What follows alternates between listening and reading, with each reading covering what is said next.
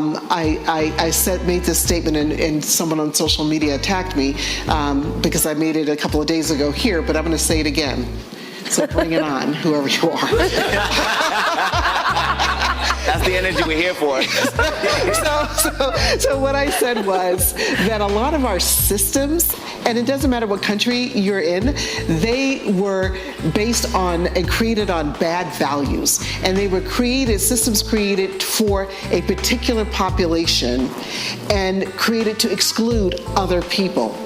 So what do I say about that? Why don't we blow up those systems and do something different? And I got into it back and forth with one of my panelists, and I said, yeah, that sounds radical. It makes people who are leading these systems, makes their skin crawl. However, what I'm trying to say is this, that we need, you could call it a new playbook, a new table, but equity is what we're talking about. So I'll stop because I could go on and on.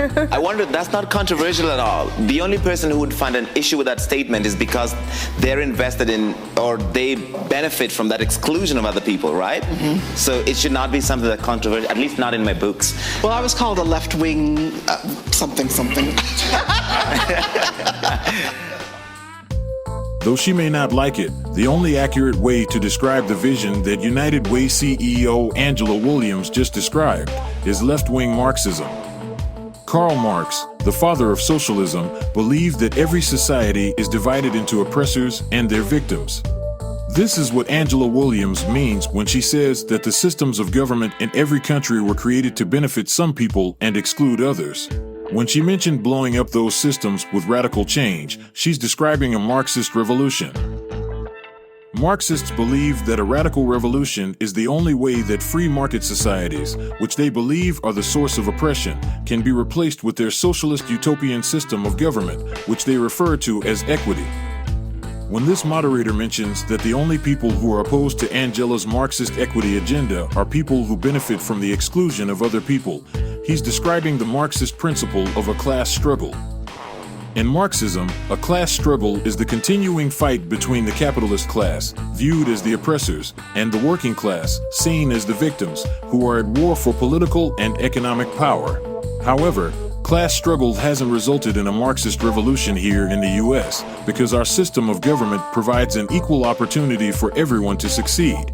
So Marxists have shifted the way they identify oppressors away from economic classes and into social categories based on characteristics of people's identity. Because this radical Marxist ideology is so convoluted and irrational, the United Way's Equity Toolkit provides an extensive glossary of these core concepts. Standard definitions of terms like racism, the belief that some races are better than others, or the unfair treatment of someone because of his or her race, have been replaced with radical Marxist definitions based on critical race theory. For example, the United Way defines racism in 5 different categories: internalized racism, interpersonal racism, institutional racism, structural racism, and anti-black racism. This Marxist glossary continues with numerous radical terms like class, dominant culture, intersectionality, microaggressions, racial justice oppression and privilege, unconscious bias, and white supremacy culture.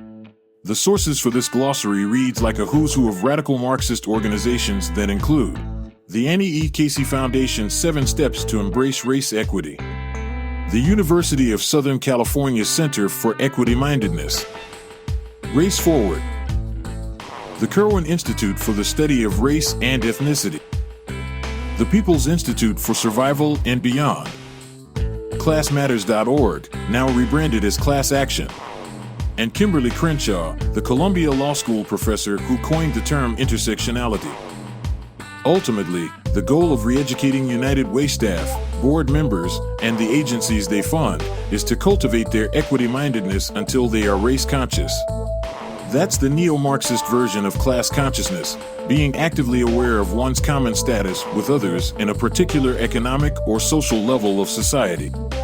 These radical neo-Marxists believe that raising awareness of one's oppression will spark a revolution by pitting one class of people against another. This is the opposite of the colorblind society that we were working toward in the U.S., best summarized by Dr. Martin Luther King Jr. as a nation where people will not be judged by the color of their skin, but by the content of their character.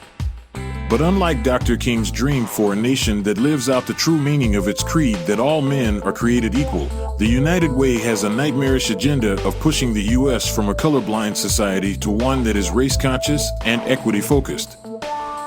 If you don't support the radical, neo-Marxist, equity-focused vision of the United Way, then don't give your hard-earned money to them.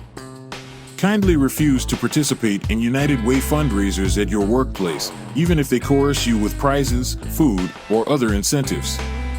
Tell your friends, family, and colleagues about the United Way socialist agenda either in person or by sharing these videos on your social media. Discourage the people you know from donating to, campaigning for, or volunteering with the United Way. If you want to make a real difference in your community, then donate your valuable time and hard-earned money to organizations that you trust, but don't pay the United Way.